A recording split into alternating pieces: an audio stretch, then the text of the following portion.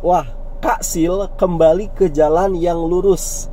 Setelah sebelumnya membela Agus, nah sekarang dia kembali ke jalan lurus dengan membela 7 terpidana di kasus Vina. Sampai dia rela ikut demo dan bahkan sampai pingsan.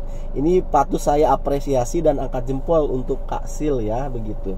Nah, dikarenakan Kak Sil sudah kembali ke jalan yang lurus, kita sebagai netizen coba memberikan satu saran, satu usulan tentang strategi baru yang akan dibangun untuk membebaskan 7 terpidana yang dituduh melakukan pembunuh dan pemerkosa, padahal mereka bukanlah pelakunya, begitu loh. Setelah sebelumnya di PK pertama ataupun peninjauan kembali pertama itu mereka ditolak, sehingga mereka sekarang harus tetap mendekam di balik jeruji penjara. Nah, upaya yang akan ditempuh untuk selanjutnya mencari keadilan supaya mereka terbebas itu apa saja sih, ya kan?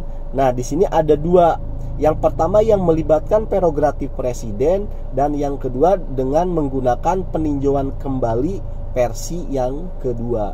Nah, di sini nanti kita sebagai netizen memberikan saran kepada mereka, pendamping hukum 7 terpidana ini, begitu loh ya. Kira-kira saran dari netizen ini semoga bisa masuk ke mereka menjadi bahan pertimbangan, begitu loh. Oke, kita mulai dulu dari gerasi yang melibatkan dari presiden, yang melibatkan prerogatif presiden. Untuk yang melibatkan prerogatif presiden ini ada beberapa. Yang pertama ada gerasi, ada amnesti, ada abolisi, dan ada rehabilitasi. Oke, kita mulai dulu dengan gerasi.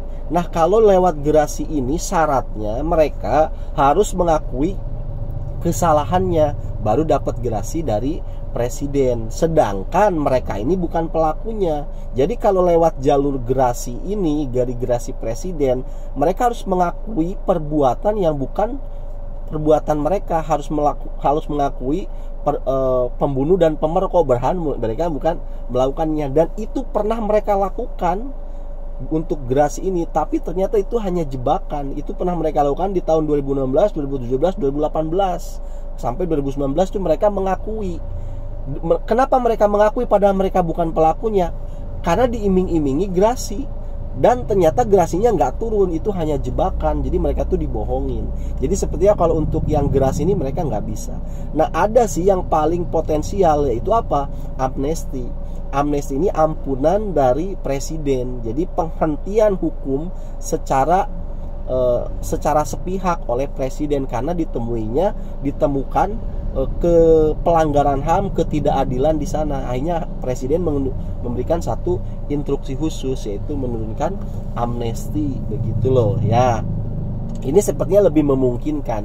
Cuma kalau lewat opsi yang pertama, apalah kita sebagai rakyat mau mengatur-ngatur presiden, kan begitu ya. Kita hanya sebatas memberikan saran.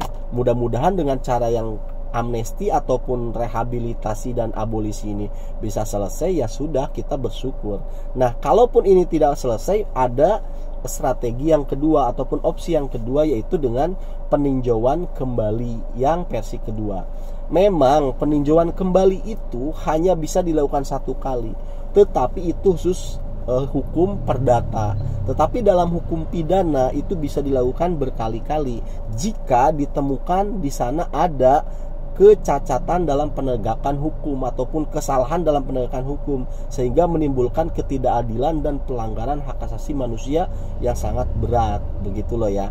Nah, maka kalau kita mau menggunakan PK yang kedua, tentu tidak boleh menggunakan strategi yang sama seperti PK yang pertama, begitu loh.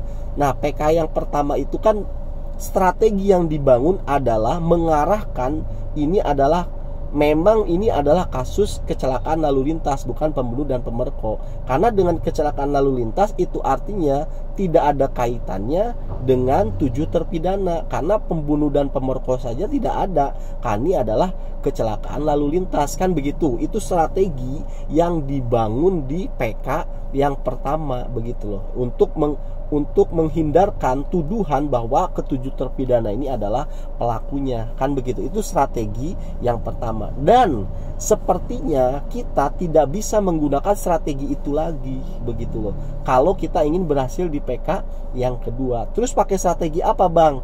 Nah, ini untuk menentukan kita pakai strategi apa, kita harus menggunakan landasannya dulu. Landasannya apa? Dari penolakan PK pertama. PK pertama itu ditolak karena apa sih? Kan begitu. Karena dua hal kan. Yang pertama, itu dikarenakan menurut hakim ini sudah sah ataupun sudah benar penegakan hukumnya. Itu yang pertama kan.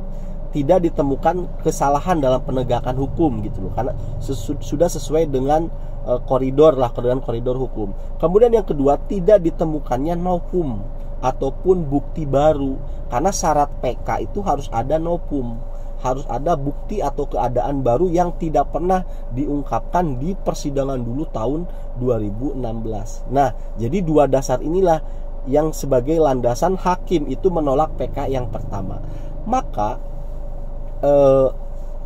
kita pun kalau ketika kita ingin membangun strategi di PK yang kedua, kita harus ikut landasan ini aja.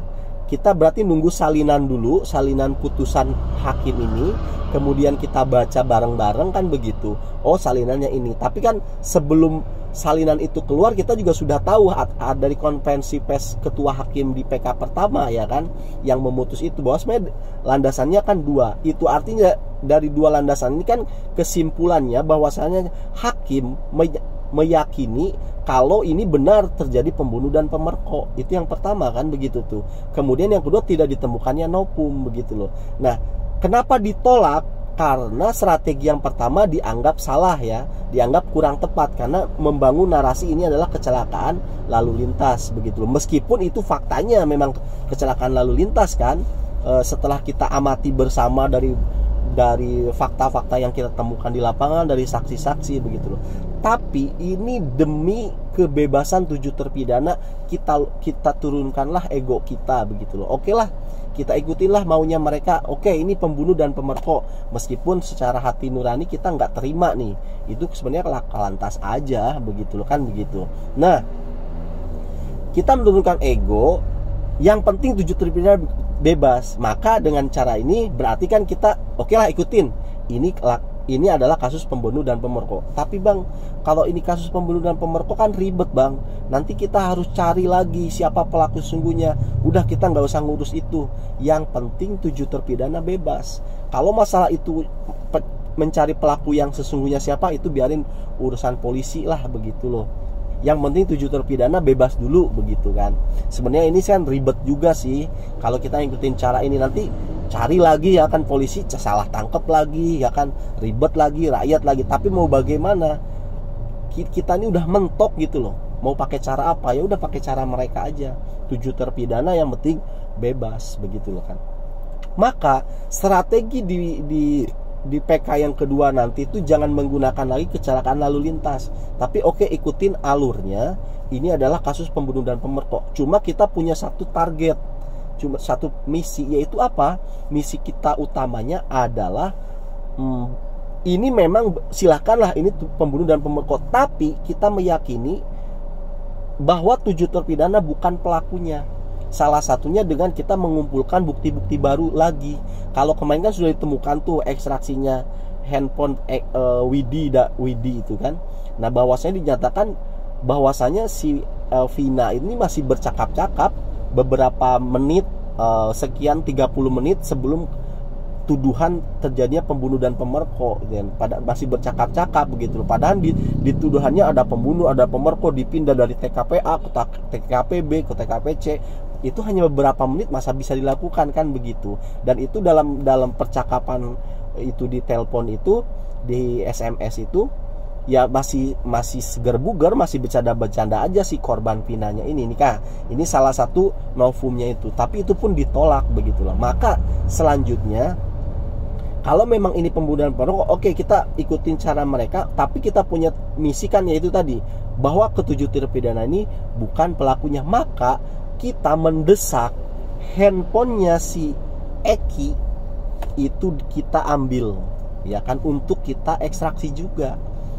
Nah ini kan jadi kayak tekanan lah kepada Rudiana ini, kepada ayahnya si Eki ini. Kalau Rudiana tidak mau memberikan handphone ini, maka diduga kuat Rudiana sedang menyembunyikan fakta yang sesungguhnya.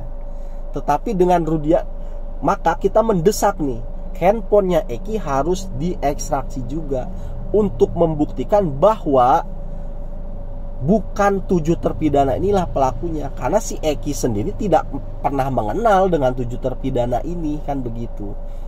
Nah, gitu loh. Maka kalau diekstraksi nih handphonenya si Eki ini, maka akan terungkap sudah semua siapa yang bermasalah dengan Eki di malam itu, bagaimana sebelum kejadian pembunuh Eki itu bermasalah dengan siapa. Nah itu kan bisa ketahuan. Kalau handphonenya Eki ini diekstraksi, misalkan sebelum malam kejadian itu berhubungan apa sempat berantem atau SMS-an atau bagaimana dengan 7 terpidana, baru itu bisa tertuduh. Tapi kalau di dalam SMS itu sudah ketahuan siapa musuhnya Eki yang jadi lawan Eki, nah disinilah mulai terungkap, ya kan begitu. Kemudian yang selanjutnya juga, selain kalau ini tidak bisa dilakukan nih handphone ini, berarti kita mencari teman-temannya si Eki. Kalau kemarin-kemarin kan yang fokusnya itu ke saksi-saksi yang melihat kecelakaan, ya kan. Nah sekarang strateginya dirubah, yaitu mencari teman-temannya si Eki dan si Pina selain yang kemarin terungkap. Pasti mereka akan bersuara lebih banyak tuh di situ, menunjukkan siapa sebenarnya musuh si Eki ini. Kalau ini pembunuh dan pemerkosa. Jadi ini mengarahkan ke sana gitu strateginya. Kita menjauhkan ke-7 terpidana dari konflik yang terjadi kepada Eki ataupun Pina. Maka yang akan kita sasar nanti bukan saksi-saksi seperti kemarin yang melihat kecelakaan, tetapi saksi-saksi yang berteman baik dengan si Eki dan Pina. Kemarin kan baru berangkat berapa orang aja, Liga Akbar dan teman-teman paling ada 4 atau 5 orang aja. Nah sekarang kan cari lagi lebih banyak lagi teman-temannya si Eki dan Pina ini, begitu. Nah, kira-kira seperti itulah saran dari kita netizen Indonesia. Mudah-mudahan ini bisa membantu kepada para pendamping hukum 7 terpidana. Semoga lekas terbebas. Terima kasih karena sudah menyimak.